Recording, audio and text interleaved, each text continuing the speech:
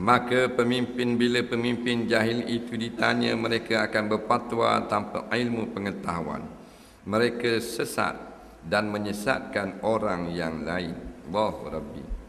Akhirnya tinggal pemimpin yang jahil. Bila jahil tanya, bahang letak bukan habis jawab apa.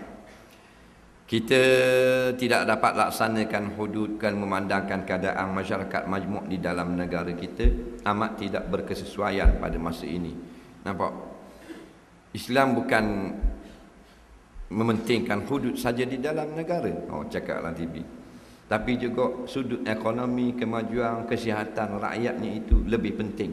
Nampak? Oh, ada apa rakyat?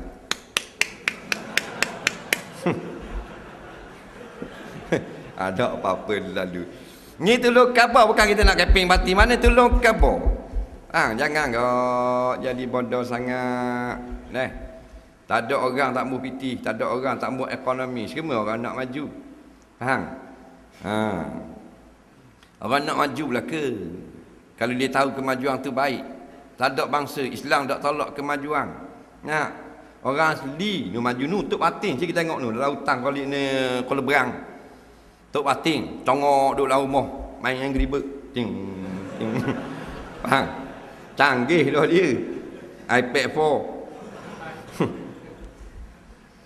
Orang nak belaka, tapi jangan jadikan helah ekonomi, helah kemajuan, helah kesenangan, kesihatan, pembangunan dan pendidikan untuk menutup satu daripada kewajipan agama, iaitu berhukum dengan pada Allah. Faham?